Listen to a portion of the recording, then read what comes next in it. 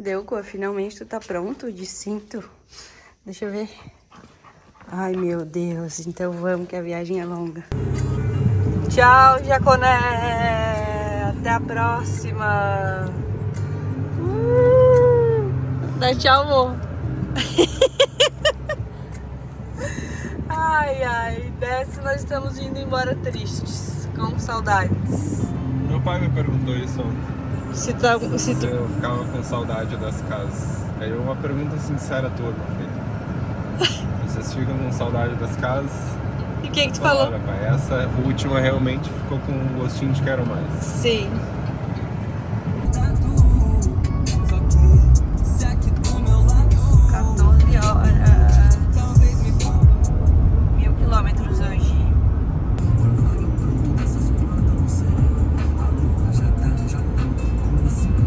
Paramos aqui, estamos em busca de pão de queijo, mas não tinha.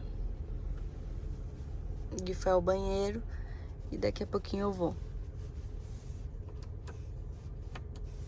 E aí, cachorro? Coa. Coa. Meu Deus, o que ele tá olhando? Ah, tem uma pessoa vindo.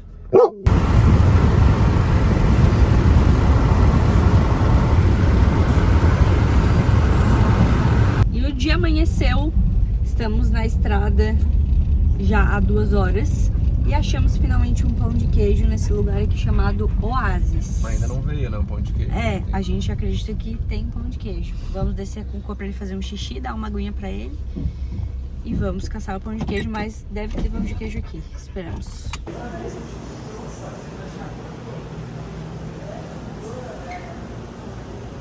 Passa um mês, então ele abriu a porteira para os políticos.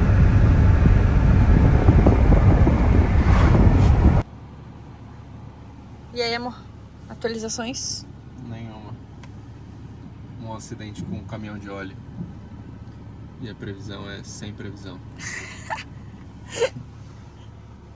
Já tomou tua aguinha, né, Cô? Tudo certo? Ar-condicionado. Vamos esperar aqui, então. É realmente na ES 375. A gente tá vendo um podcast, ouvindo e vendo Clóvis de Barros. E aqui faltam 9 horas e 48 minutos.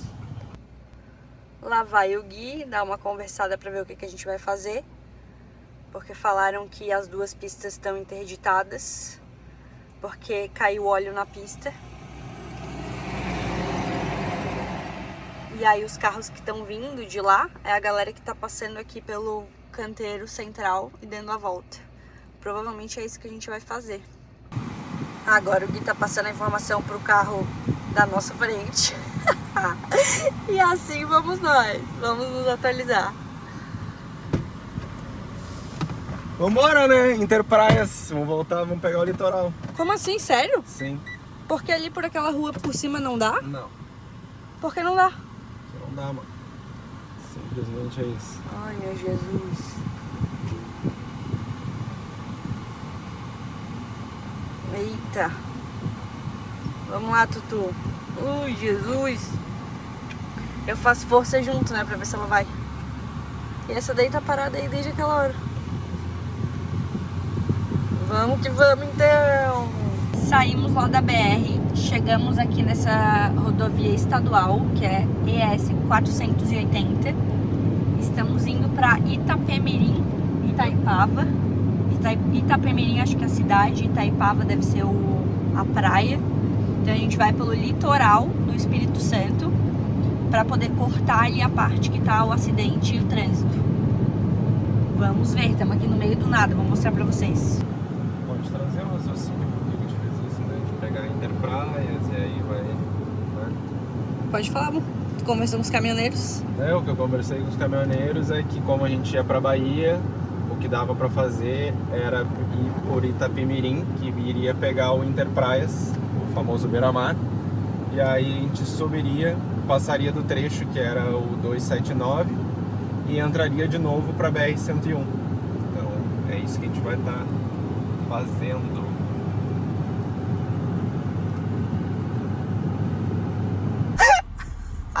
E o Waze que jogou a galera nessa merda dessa rua. E é sem saída, olha o pessoal voltando. E eu e o Guilherme estamos apurados. Então a gente vai aqui fora fazer um xixi. E é isso. Olha o pessoal dando a volta. Cara, sério, o Waze às vezes avacalha com a gente. Sério.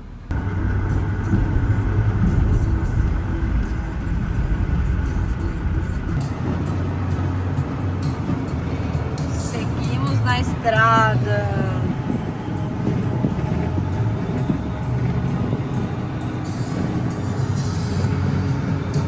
Antes do sol nascer, o sol se pondo e após o sol entardecer. O dia inteiro na estrada. Olha o povo aí. Chegamos na Bahia. Chegamos. Ó o pôr do sol. E a Tutu. Bora.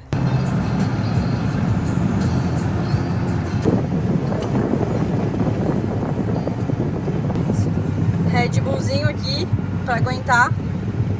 Faltam 3 horas ainda. Muito caminhão. Escuro. Estrada relativamente ruim, né, amor? Os buracos. Pouca sinalização. Mas é isso aí.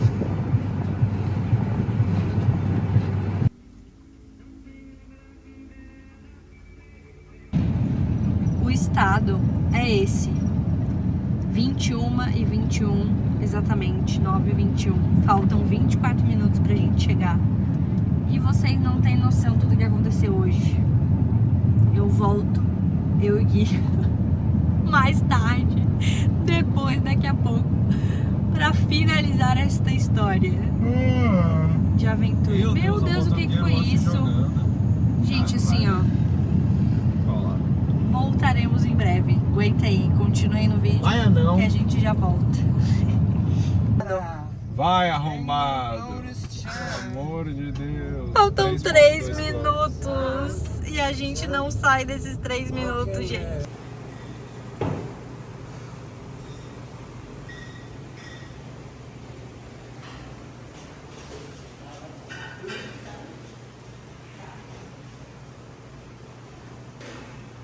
E lá vamos nós. Mais uma vez, os últimos 5 horas. Mais umas horinhas de viagem. Deixamos o carro aqui no estacionamento do hotel. Tá aberto, amor. Ontem a gente passou voando numa lombada e as coisas deram um mortal carpado. Vamos, cachorrinho! Onde é que a gente tá indo, amor? Vai Tacaré, que nem a moça diz, a dona Rose, que nos ajudou com o cooler a botar umas pedras de gelo. Ela falou. Com café e água. Vamos que este lugar é lindo, maravilhoso. Querida, ela disse que queria conhecer Floripa também. Estamos saindo de Eunápolis, a cidade que a gente parou pra dormir, pra descansar ontem, depois de 19 horas de viagem. A gente saiu às 3 da manhã lá de Saquarema, chegamos às 10 horas da noite aqui em Eunápolis, na Bahia. São uns 300 quilômetros da divisa, pelo que eu me lembre, mas revisem aí, né, se vocês quiserem parar nessa cidade. A gente achou um hotelzinho muito bom, com uma cama super aconchegante. A gente pagou a mais pro COA, né, como normalmente funciona. A gente pagou R$70 a mais por ele. Tinha café da manhã incluso, tinha piscina, academia, sauna, mas já estava fechado quando a gente chegou, mas só pra vocês entenderem que tinha uma estrutura muito boa e era o que a gente precisava depois de tantas horas de estrada. A gente tem alguns insights para compartilhar com vocês em relação à nossa vinda ontem, que a gente pensou muito, né, em como foi realmente estar na estrada por todo esse tempo. A gente nunca tinha ficado tanto tempo na estrada assim. A primeira vez quando a gente comprou o carro, a gente foi do Rio de Janeiro, a gente foi de Itaipava pro Rio, daí do Rio pra Floripa, deu umas 13 horas e já foi bem puxado, mas a estrada lá tinha mais estrutura, então a maioria da estrada da BR era duplicada, bem diferente do que a gente encontrou aqui, principalmente entrando na Bahia. E aí já era noite ontem, então foi um caos.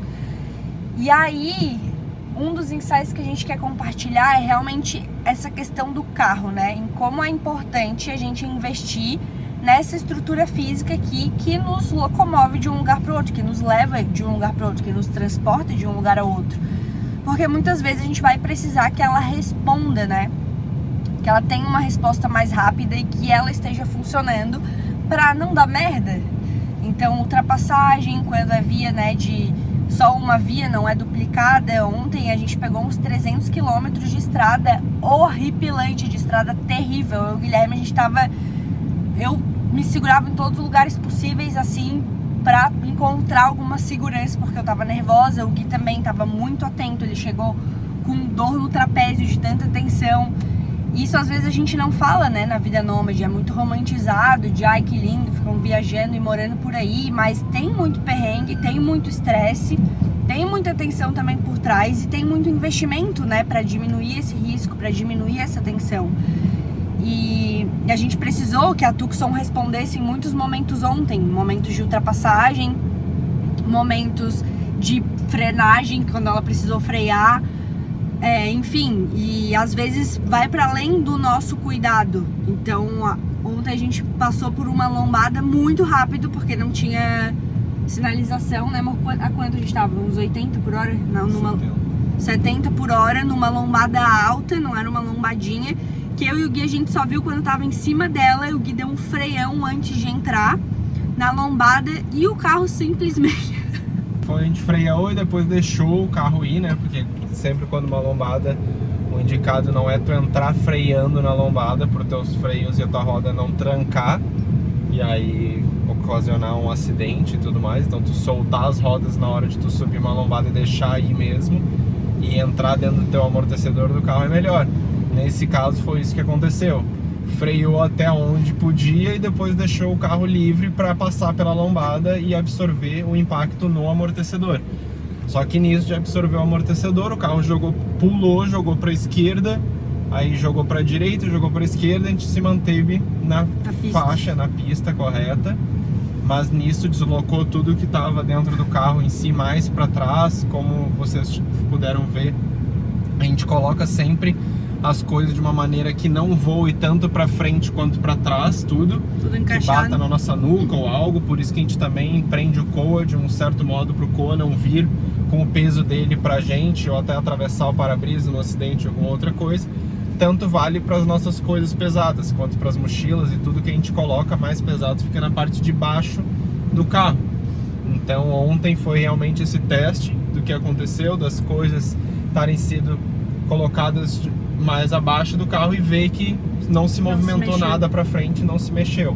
Mas acabou quebrando a rica composteira da Luísa, só um cantinho. Ainda... quebrou um cantinho, porque como tudo pulou e teve que se reencaixar de novo, nesse movimento do carro, a composteira bateu no próprio carro ali e amassou uma quina dela, de uma das caixas. Mas nada demais, isso é insignificante, perto do risco, né, do que poderia ter acontecido, enfim.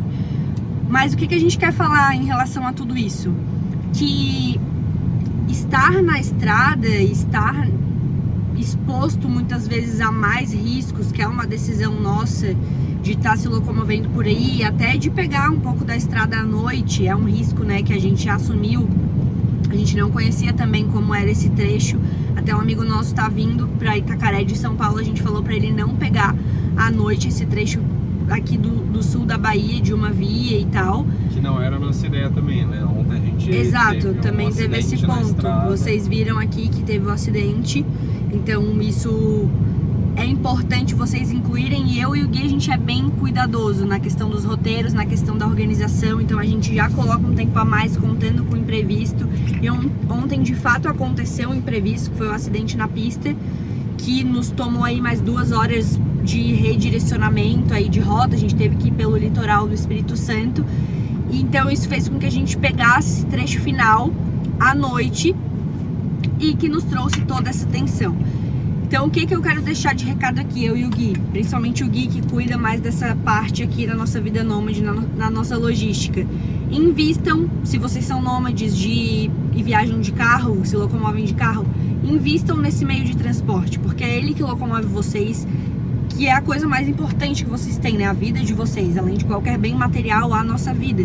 Então é muito importante que a gente coloque dinheiro, investimento, faça revisão, faça manutenção, para que tudo esteja funcionando nesses momentos que não tem pra onde fugir, né? Você vai ter que precisar ali do seu carro te respondendo e enfim. Então esse foi um grande aprendizado. O Gui mantém sempre a Tucson perfeita. Então antes da gente sair lá de Saquarema, ele fez troca de óleo, né, amor?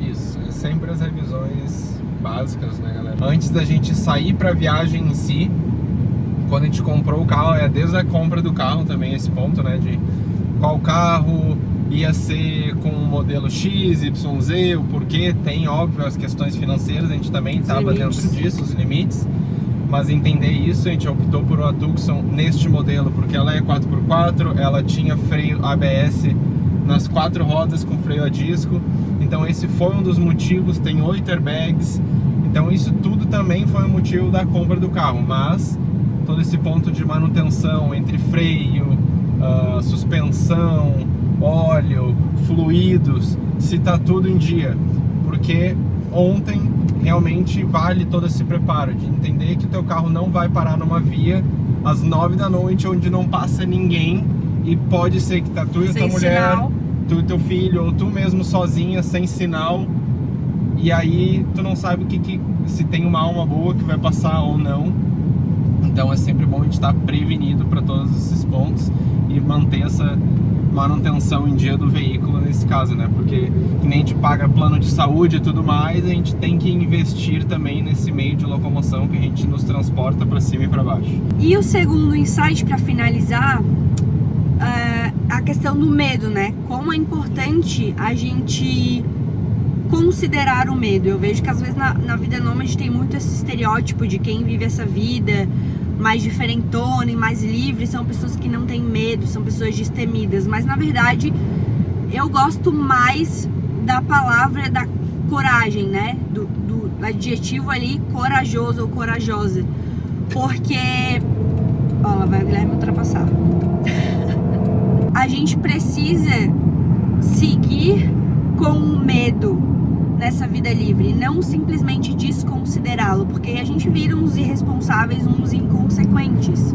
Isso serve para o planejamento da nossa vida nômade no geral, que aí eu trago esse insight para vocês, mas também para a estrada, né, nessa questão de ultrapassagem, como a gente viu ontem gente se arriscando assim, ó, que juro, não perde a vida por um fio, assim, porque eu acho que, sei lá, Deus, alguma coisa fala, tá, ainda não é a tua hora, mas já a pessoa tá com um carro que não dá conta, tipo um carro bem antigo, às vezes com a família inteira dentro do carro e ultrapassando caminhão em subida e aí vindo um outro caminhão descendo, coisas que eu e o Guilherme a gente falava assim, cara, a gente até inclusive cuidava da gente nesse sentido, né, pelos outros, não só pela gente.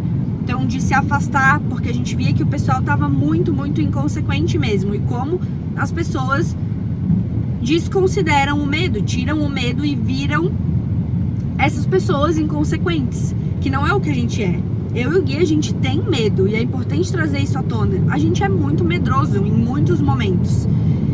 E aí a gente olha para aquele medo e, bom, o que a gente vai fazer a partir disso? E a gente transforma esse medo em cuidado, em cautela e não em paranoia, que também é um ponto importante. Acho que o medo também não pode te travar, não pode ser tão grande, não pode ser uma paranoia a ponto de te travar, mas você não pode colocar ele numa caixinha e bora viver a vida e ser inconsequente, às vezes ingênuo, e acreditar que o mal não existe ou que o risco não existe. Não, você sempre tem que estar com o mal na mesa, com o risco na mesa, com o ruim na mesa, para olhar ali para as diferentes possibilidades e como você vai agir perante aquele lado ruim que às vezes você desconsidera. Ah, não vai acontecer comigo, ah, não existe, mas às vezes você vai ter que estar pronto para lidar com aquilo. De todos os lugares que a gente já dirigiu, foi a estrada mais difícil que a gente pegou. Considerem aí a importância do investimento no meio de transporte de vocês e levem o medo junto com vocês na vida nômade. Não é porque a gente é nômade e vive uma vida um pouco diferente da maioria das pessoas que nós somos inconsequentes e irresponsáveis, como eu gosto sempre de trazer, e vive por aí a lá Supertramp, Alexander Supertramp. Não é isso que eu acredito, não é isso que eu e Gui vivemos. Eu espero que vocês escolham aí o que valeu pra vocês desses insights e seguimos rumo a Itacaré. Agora de dia, descansados, sem estresse e sem tensão nenhuma. pega a esquerda e vai pela beira-mar. Claro que lembra, tá te lambendo. Tá, a gente vai ter que se enfiar aqui dentro. Já tá.